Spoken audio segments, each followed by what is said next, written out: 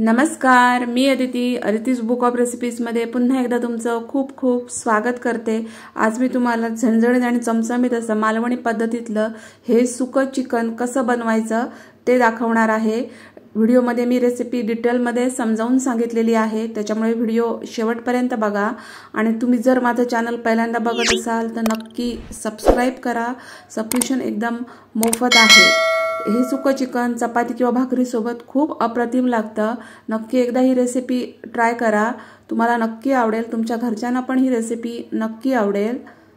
तर चला तर आता रेसिपीला सुरुवात करूया। हे बघा, इथं मी हे अर्धा किलो चिकन घेतलेला आहे। चिकन चांगलं स्वच्छ धुवून त्याच्या छोट्या फोडी करून घेतल्या आणि त्याला मी 1 चमचा मीठ घातलेला आहे आणि त्याच्यामध्ये मी 2 चमचे आलं लसूणची पेस्ट घातलेली आहे। त्याच्यामध्ये मी अर्ध्या लिंबाचा रस घातलेला आहे आणि हा चिकन मसाला आहे तो 2 चमचे मी इथं घातलेला आहे। 1 पाव चमचा मी इथं गरम मसाला घातलेला आहे आणि हे सगळे मसाले ह्या चिकनला मी फार छान असं लावून घेतलेले आहेत। हे मसाले चिकनला अगोदरच लावल्यामुळे चिकनची चव आहे ती खूप छान येते। लिंबामुळे सुद्धा ह्या चिकनची चव खूप छान येते। तर हे सगळं असं छान असं एकत्र करून घेतलंय आणि चिकन हे मी 15 ते 20 मिनिटांसाठी मॅरिनेशनसाठी असंच ठेवून दिलेलं आहे। आता त्याच्यासाठी एक वाटण लागेल। त्यासाठी कढईमध्ये मी 2 चमचे तेल गरम केलंय। त्याच्यामध्ये मी 1 इंच आल्याचे तुकडे बारीक करून घातलेले आहेत। एक 5-6 लसणाच्या पाकळ्या आहेत त्या मधनं चिरून इथं घातलेल्या आहेत आणि त्या तेलामध्ये मी हलक्या फ्राय करून घेतलेल्या आहेत, जेणेकरून याचा कच्चेपणा आहे तो निघून जाईल। हे बघा,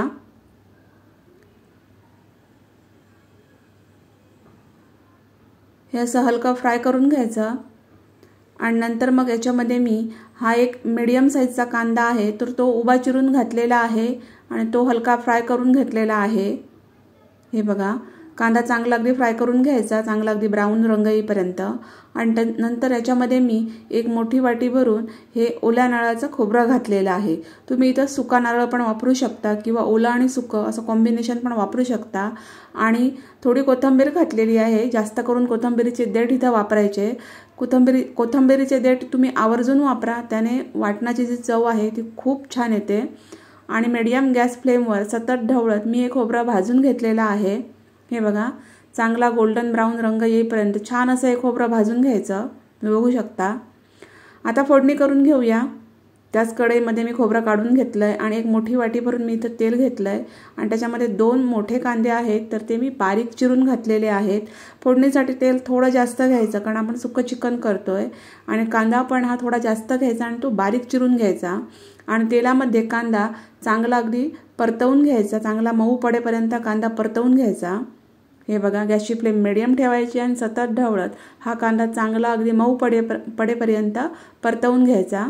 हे बघा, कांदा अगदी छान असा मऊ झालेला आहे, थोडासा हलका ब्राऊन रंग आलेला आहे।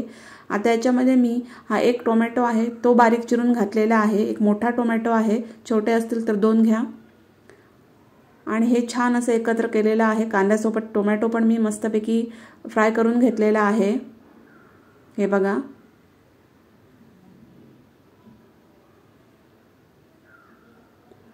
टोमॅटो चांगला मऊ पडला की आपण याच्यामध्ये नंतर आता मसाले घालणार आहोत।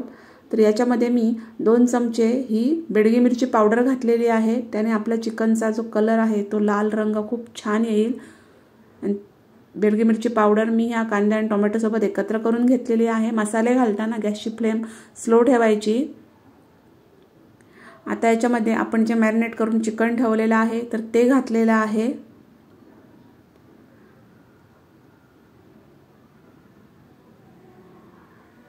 आणि याच्यामध्ये मी अगदी पाव चमचा याच्यामध्ये मी हळद घातलेली आहे।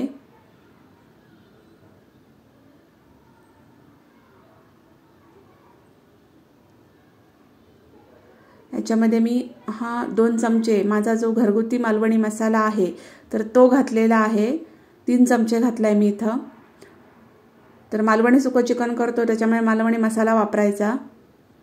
1 अर्धा चमचा मी इथं मीठ घातलेलं आहे, कारण मीठ अगोदर वापरलेलं आहे, त्याचा अंदाज घेऊन मीठ इथं वापरायचं आणि छान असं एकत्र करून घ्यायचं। गॅसची फ्लेम स्लोच ठेवायची आणि हे मसाले जे आहेत ते चिकनमध्ये व्यवस्थित मिक्स करून घ्यायचे।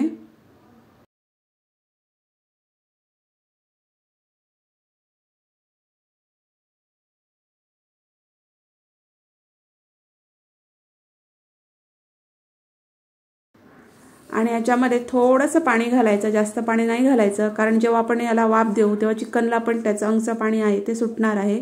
तर थोडंसं पाणी घालून मध्यम गॅस फ्लेमवर हे चिकन शिजण्यासाठी ठेवून द्यायचं.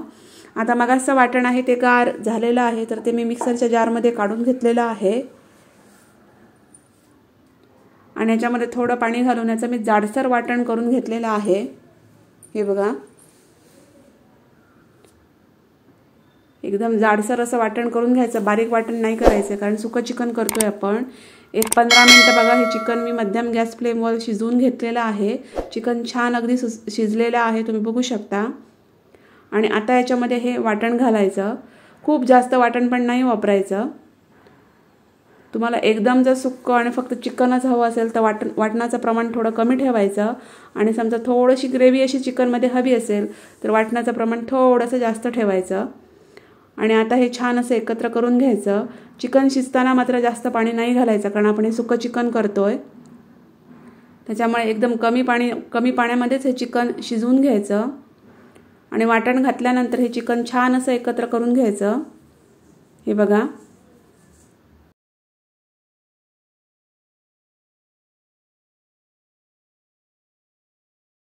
आणि याच्यावर झाकण ठेवून मी 1-2 मिनिटाची याला वाफ दिलेली आहे. आणि नंतर मी याच्यामध्ये बारीक कोथिंबीर चिरून घातलेली आहे.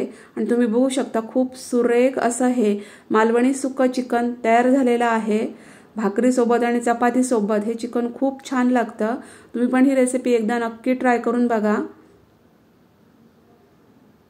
खूप अप्रतिम चवीचं असं हे चिकन तयार होतं.